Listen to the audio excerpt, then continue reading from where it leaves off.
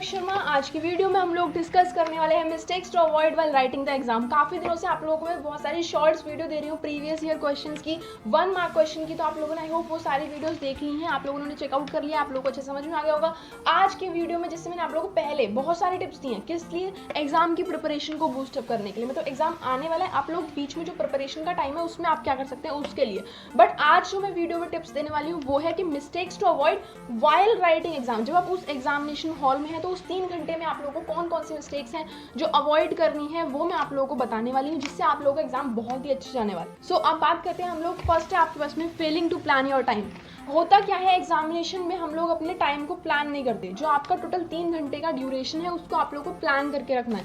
अगर आपको पता है कि आपके section A, section B, section C आने वाला है, इसमें पर्टिकुलर क्वेश्चन, इसमें पर्टिकुलर क्वेश्चन, इसमें पर्टिकुलर क्वेश्चन, आपको क्या करना है? आपको अपने 3 घंटे को डिवाइड करके रखना है कि मेरे को कितना पर्टिकुलर टाइम सेक्शन ए में देना है, कितना पर्टिकुलर टाइम सेक्शन बी में देना है एंड कितना पर्टिकुलर टाइम आपको सेक्शन सी में देना है। ये चीज़ आप लोगों की पहले से ही डिवाइड होनी चाहिए, पहले से ही फिक्स होनी चाहिए। तो वो 3 घंटे अगर आप लोग फिक्स करना चाहते हैं तो इसके लिए सबसे बेसिक स्ट्रेटेजी है कि आप कोई भी सैम्पल पेपर उठाइए, या तो आप सीबीएसई का सैम्पल पेपर उठा सकते हैं, आप कोई भी बाहर से सैम्पल पेपर लीजिए, उसमें आप लोग एक बार 3 घंटे की सिटिंग जरूर लगाइए और फिर आप देखिए कि किस हिसाब से आपके सेक्शंस में टाइम लग रहा है, तो आपको पता रहेगा कि कितना टाइम आपको किस सेक्शन में देना है।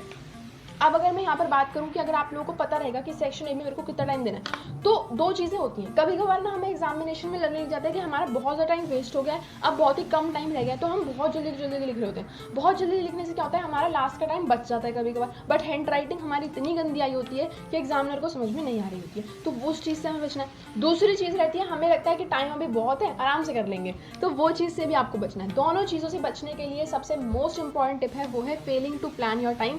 टाइम आप लोग जरूर प्लान करके जाएंगे अपने एग्जामिनेशन में। आपको वॉच लेकर जानी है, आपको ध्यान से देखना है कि कितना टाइम रह गया है, कितना टाइम अब मेरे को नए सेक्शन में कितना फास्ट लिखना है, कितना स्लो लिखना है, वो सारी चीज़ें आप लोगों की फिक्स होनी चाहिए।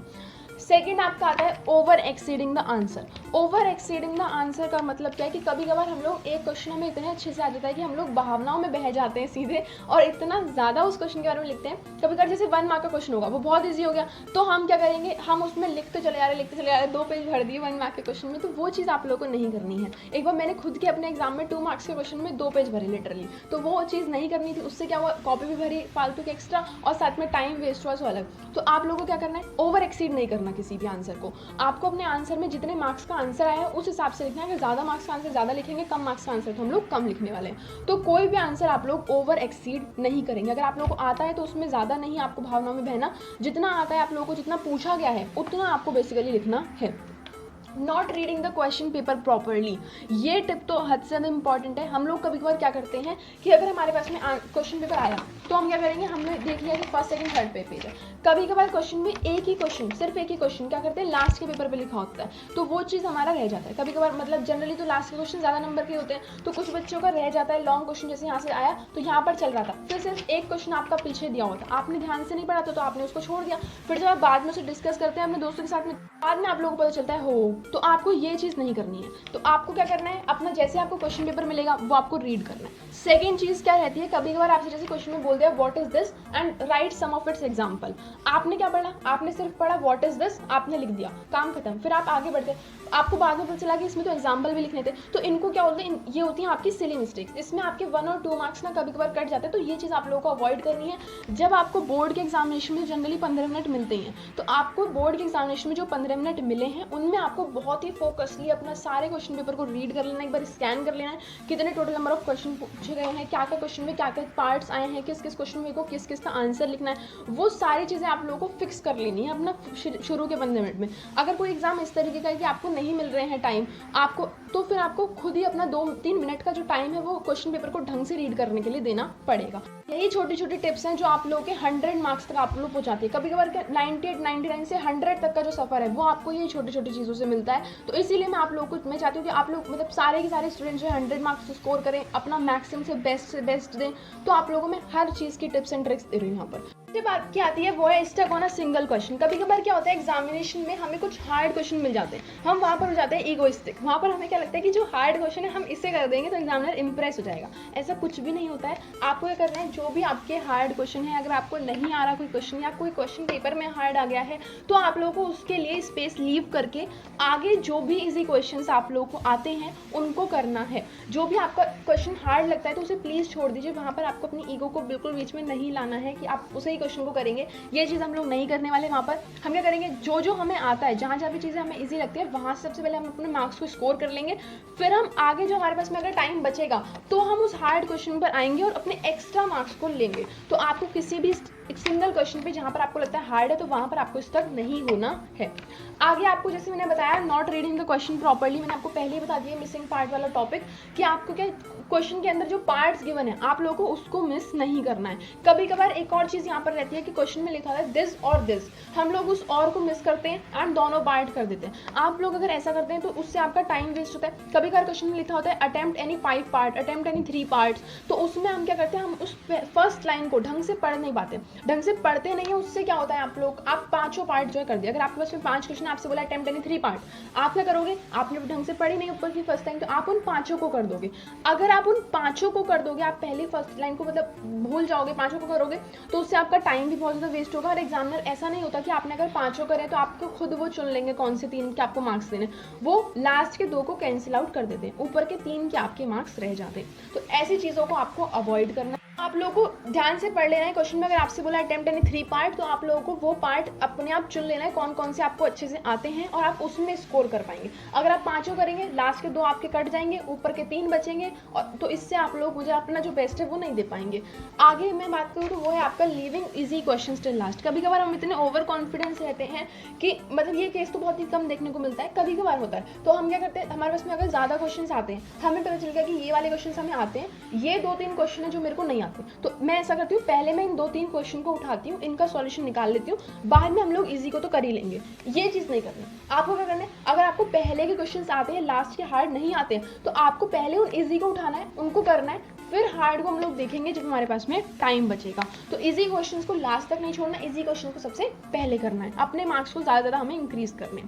फिर है आपके पास में फेलिंग टू ऑर्गेनाइज आंसर्स। ये जनरली आपका इंग्लिश में देखा जाता है, जैसे आपके पास में आर्टिकल राइटिंग हो गई, लेटर राइटिंग हो गई, आप लोग ना उसे ऑर्गेनाइज नहीं करते हैं। जैसे मतलब आप लोगों को पता है कि सबसे पहले हमें क्या देना चाहिए, सबसे पहले किसी भी चीज़ का हमें इंट्रोडक्शन देना होता है, फिर उसकी बॉडी एंड देन उसका कंक्लूजन। ये सबसे मतलब बेसिक फॉर्मेट जो रहता है, बाकी जो भी फॉर्मेट आपका रहता है वो तो रहता ही है, ये 3 चीज़। तो आपको जैसे अगर आपसे आर्टिकल राइटिंग आई तो आपको पहले से ऑर्गेनाइज कर लेना है कि इंट्रोडक्शन वाले पैरा में मेरे को ये पॉइंट्स लिखने हैं, बॉडी वाले पैरा में मेरे को ये पॉइंट्स लिखने हैं, एडवांटेजेस डिसएडवांटेज जो भी चीज़ आपको लिखनी है वो चीज़ आप लोग अपने इंग्लिश के पेपर में रफ में अपने पॉइंट्स को एक बार जरूर मार्क कर लें। ये चीज़ बहुत है ज़्यादा हेल्पफुल रहती है इंग्लिश के पेपर के लिए। जैसे आपको कोई भी टॉपिक है, आप रफ में जाइए, अपने पॉइंट्स को लिख लीजिए, चाहे आपको 2 मिनट लग जाए सोचने में, मगर आप अपने पॉइंट्स को लिख लीजिए, ऑर्गेनाइज कर लीजिए। उससे क्या होगा, जब आप लिख रहे होंगे उस वक्त आपको नहीं सोचना पड़ेगा। कभी कभार हम लिख रहे होते हैं, हम सोचते रहते हैं, हम लिखते हैं, फिर हमें क्या होता है थोड़ी देर बाद कुछ और पॉइंट आता है, मतलब यहाँ पर हमने उसके एडवांटेजेस लिखी, फिर हमें और कोई एडवांटेज याद नहीं आ रही, फिर हम डिसएडवांटेज पे आ गए, बट हमें डिसएडवांटेज लिखते ही हमें 2-3 और एडवांटेज याद आई, तो आप क्या करोगे, फिर यहाँ पर लिख दो। ये चीज़ ऑर्गेनाइजेशन में नहीं है, आपको ऑर्गेनाइज्ड मैनर में लिखना है एंड आपको पहले से अपने पॉइंट्स को जो भी है उनको क्लासीफाई करके रखना है। आगे मैं बात करूँ वो है पेपर प्रेजेंटेशन की। पेपर प्रेजेंटेशन बहुत इंपॉर्टेंट टिप है। यहाँ पर क्या करना है आपको, ये आपके एग्जाम में मार्क्स बहुत ज़्यादा बूस्ट करती है और ये उन बच्चों के लिए सबसे ज़्यादा मेन रहती है जिनकी हैंड राइटिंग थोड़ी सी बेकार होती है। तो आपको क्या करना है, जो भी आपकी कॉपी आपको मिलेगी उसमें आपको लेफ्ट हैंड साइड पे एंड राइट हैंड साइड पे 1-1 स्केल का मार्जिन ज़रूर ड्रॉ कर लेना है। क्योंकि कभी कभार क्या होता है, जैसे आपकी खुलने वाली कॉपी तो बीच में क्या है आपका ना वो कुछ मतलब फेविकॉल टाइप मतलब जिस भी चीज़ चिपकाते हैं इस तरीके से हो जाता है, आपको इस तरीके से उसको खोलने वाला मिल जाता है। तो वो चीज़ में आपके ना आंसर जो भी आपका पेज है उसमें आपको left and right hand side में मार्जिन करना है 1-1 स्केल का, उससे आपके आंसर हाइड नहीं होंगे। तो ये चीज़ आपके लिए बहुत ज़्यादा यूजफुल रहेगी। सेकंड, आप लोगों को पेपर प्रेजेंटेशन में क्या करना है, अपनी हैंड राइटिंग को कोशिश करिए कि आप थोड़ा साफ साफ लिखें, टाइम मैनेजमेंट के हिसाब से लिखें। एंड जैसे आपका क्वेश्चन नंबर 1 खत्म होता है तो यहाँ पर जैसे आपका क्वेश्चन खत्म हो तो आप लोग 2 लाइन को छोड़िए, फिर आप क्वेश्चन नंबर 2 को स्टार्ट करिए। फिर जब आप लास्ट में आ जाएंगे पेपर के, जब आपका टाइम मतलब अभी बचा है अगर, तो आप क्या करिए, वहाँ पर बीच में 2 इस तरीके से मार्जिन खींच दीजिए। अगर टाइम बचता है तो आप 2 क्वेश्चन के बीच में मार्जिन खींचिए। अगर आपको लगता है टाइम नहीं बचेगा तो क्वेश्चन नंबर 1 कंप्लीट होने के बाद में यहाँ पर आप लोग 2 लाइन का गैप जरूर दीजिए, तब आप क्वेश्चन नंबर 2 पे जाइए। तो ये आपकी सेकेंड टिप रही। थर्ड, आप लोग क्या कर सकते हैं, अपने पेपर प्रेजेंटेशन को इम्प्रूव करने के लिए अपनी हैंड राइटिंग पे बहुत ज़्यादा फोकस करिए, मार्जिन्स पे ज़्यादा फोकस करिए, एंड आप लोगों की अच्छे से पेपर प्रेजेंटेशन इंप्रूव हो जाएगी।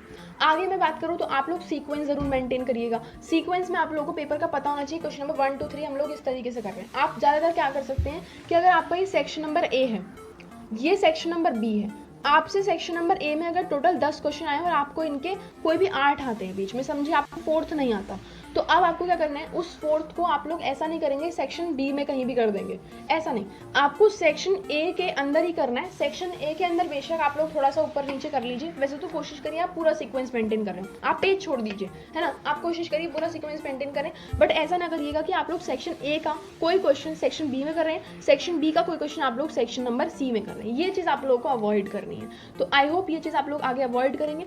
नेक्स्ट आपका आता है trying to copy in exam. आप लोग अगर कॉपी करने का सोच रहे हैं एग्जामिनेशन में तो प्लीज़ इस आइडिया को आप लोग टाल दीजिए। एंड आई नो कि आप लोगों में से कोई भी ऐसा नहीं है जो कॉपी करने वाला है एग्जाम्स के अंदर, तो आप लोगों को कॉपी करना ही नहीं है एग्जाम्स के अंदर। क्या होता है इसमें ना, टाइम नहीं ज़्यादा वेस्ट होता है, हम लोग फिर खुद भी पढ़ के नहीं जाते कि वो हमें बता देगा, फिर हमें डर लगता है। तो ये चीज़ तो आई होप कि आप लोग खुद भी अवॉइड करेंगे, तो इस चीज़ को मुझे बताने की ज़रूरत नहीं है। नेक्स्ट आपकी जो इंपॉर्टेंट है वो है ईटिंग अनहेल्थी बिफोर एग्जाम। होता क्या है, मतलब जब आपके एग्जाम चल रहे हैं तो 1 या 2 महीने के लिए आप लोग जो है अपनी सारी मतलब हेल्थी डाइट पे फोकस करिए।